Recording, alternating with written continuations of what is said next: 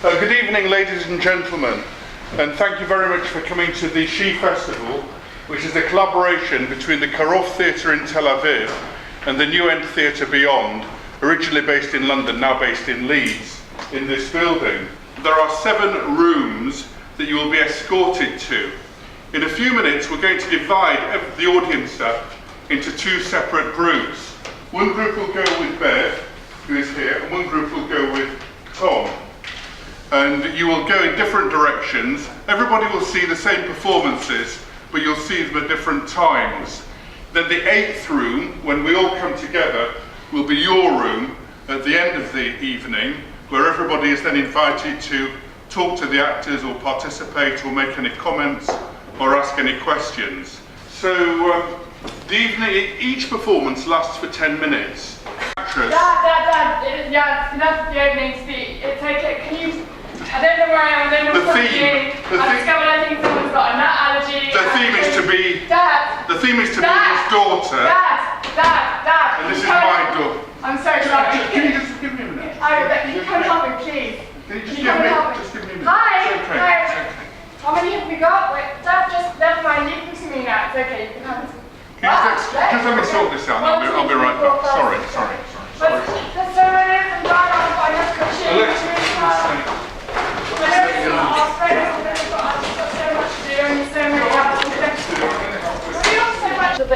I don't know, can you put the chair higher? I've no idea how to make it in. Well, don't sit on it. Okay. Oh, there we go. Maybe it's too high. Okay. Can you just put the it's all self-explanatory, Dad. They don't need. Oh God, so many of them. Hi. Slow down, you crazy child. You're so ambitious for a juvenile, but if you're so smart, tell me why you're still so afraid. Hey, what's the fire? What's the worry about?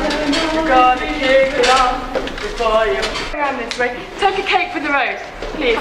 As you go past, please. Oh, gluten. Oh, no, they're not. Normally I do without flour, but hey, already handful. And if you don't want it now, you can have it on your way home. When you're gonna make up your mind, I'll tell you that I'll always know what you need. Say that things change, my dear.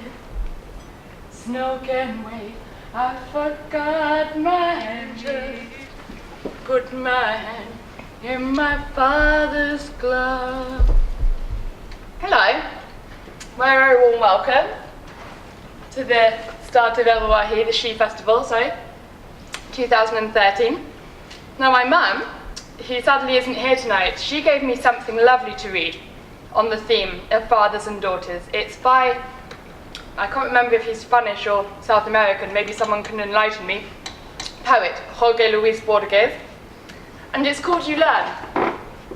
And it's not directly related to fathers and daughters, but I think it's so relevant. After a while, you learn the subtle difference between holding a hand and chaining a soul. And you learn that love doesn't mean leaning, and company doesn't mean security. And you begin to learn that kisses aren't contracts and presents aren't promises. And you begin to accept your defeats with your head up and your eyes open, with the grace of a woman and not the grief of a child. And you learn to build your roads on today because tomorrow's ground is too uncertain for plans. And futures have a way of falling down in mid-flight. And after a while, you learn that even sunshine burns if you get too much. So you plant your garden and I your have own anticipated soul, this instead of waiting for someone to bring you flowers. And you learn that you really can endure, that you really are strong, and you really do have worth. And you learn and learn.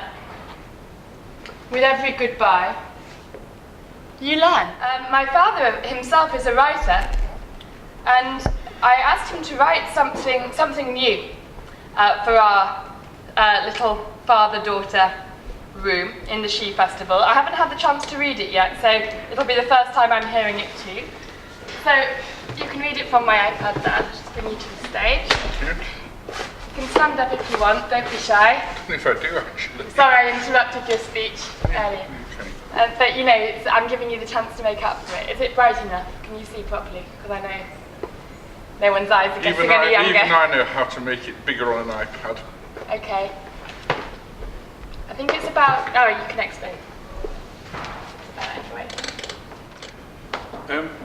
Knowing that I was going to be involved in this To Be a Daughter event, I thought about my own mum and her relationship with her father, who she never really knew because he was much older than her mother. Her mother died when she was very young, and a much older man wasn't thought suitable at that time to bring up a young girl. So I wrote this. On a bleak day, just before the start of the Second World War, my mum was thinking about her dad.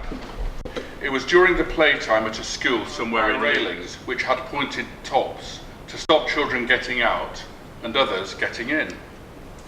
Looking through the gaps in the railings, she saw a tall man in a long raincoat.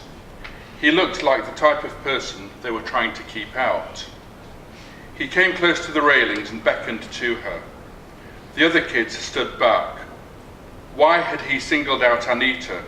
She was embarrassed, humiliated, and then she realised this strange eccentric man was her father. He'd sought her out. It happened only once. When my mum told me that story, I knew that barriers would not prevent me from having a relationship with any children I would have, particularly a daughter. That's just a little bit of background for you. That was a time, there was a time, let's say the first time, when my father frightened me so much I thought it would never be safe to look at him again. It was morning and I didn't want to go to nursery school. I must have been about 3.5 years old.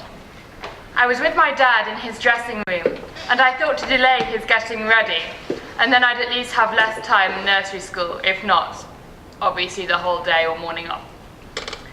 So I spat saliva all over his best suit trousers, which is customary for him to wear in those days before this theatre stuff, the days of Daniel Spates, which I know maybe you'll remember. He was wearing a beautiful suit, trousers, and I spat all over it. And he was so angry, he came right down to my level, to my face, and shouted at me. And it was the first time I could ever remember my dad shouting at me. But I had a backup plan, because I did anticipate that he might get a bit on the angry side. So I thought, well, if he gets angry, I'll just grab him and I'll hug him as hard as I can, because if somebody hugs you, it doesn't matter how angry you are, does it? They can't be angry with you anymore. So I took his legs and I hugged him to me as hard as I could, and he just pushed me away. And it was probably only a little push, and it was probably only like this. It was. But in my memory, it was like this. It wasn't like that at all, Alexa. Something like that. And it was the first time I ever remembered my dad pushing me away. I'm sorry to say that it wasn't the last. Maybe we'll come to that a bit later. But meanwhile, yes, there was something else that you wrote. My dad likes to focus on the positive sides of our relationship, you see. Let's see. Yes, I tried to, what's it called? Empowerment. This is it. So, yeah. Do you come back and have a little read of your lovely piece about... I don't know if I want to now. You will, you'll do it. I have one daughter. I watched her take her first steps, listened to her first words, and encouraged her to be a performer, a director, and an artist. Then, surprisingly, about 10 years ago, I felt the roles reverse. She asked me if I'd write a short play for a short season of plays she was taking to the Edinburgh Festival. She'd watched me scribbling in my notebooks for years. She asked me the question, "Please, Dad, would you write something for the Edinburgh Festival?" I jumped at the challenge and wrote a short play called Michelle, which she produced, directed, and brought an audience in. It worked, and she has since continued to empower other writers, performers and artists with her unique blend of believing in the person she approaches to deliver. And you know what? They always do. I'm proud of her. It's funny, isn't it, that word empowerment? Empowerment and pride. These terms I think we're quite fond of throwing about. See, my dad, when I was 11, he gave himself, or me rather, sorry, the great gift of a theatre. He bought a small 84-seat theatre in Hammersmith in North London, and it was when we still lived in Leeds. And he used to leave my mum and I for weeks at a time to go off and pursue his dream of building something he'd never thought that he would build after so many years of going from nothing, building himself in recruitment completely from scratch. So he used to go to London weeks at a time and lead the high life of an arts producer. Well, it's hardly the high life. And meanwhile, me and my mum were at home, and I used to remember sitting by the window in my playroom and waiting for him to come back. And I thought that just because somebody worked in theatre, it didn't mean that their routine would change. I didn't understand that in order to work in the arts, you have to work so hard for very little money. So I would wait for him. I'd wait for him by the window. Sometimes he'd go for 2-3 days, sometimes he'd go for a week. Alexa, sorry. But you're seeing it for me. Sorry of but interrupting. Alexa, Brian, just a second. Brian, can I borrow you to be my father for a minute? I just need you for the scene to be my we've father. not finished. No, I know, but I haven't finished. I just need a borrowed father. He might be done, he might be done, but I haven't finished. Alexa, I just need it for the scene, for the theatre, it's a festival. He'd leave me for weeks. Where did you go? Brian, okay, I have an idea. This woman, this Pazit, she's saying something. What do you want, Pazit? I think, yeah. No, done, okay. So leave me. Okay, so leave. Yeah, go again. Leave. Don't do it, Pazit. Don't worry. Don't worry, you can have it. You can have it. Go. No, you get lost. I can push you back, I can push you back. Spit at you and I can push you as well. Yeah, so spit at me. Alexa, it's only Go on. Spit at me. What, Spit at me. Go on. Go on. No, I'll do it later. You're don't gonna worry. have him back. I don't need him back. I don't need him back. I'm 27 years old. I don't need him back. Oh, you just see if you need me or not. Yeah, I will. I'm so sorry about this. Go with him. Go with him. Yeah, have it, you can have him.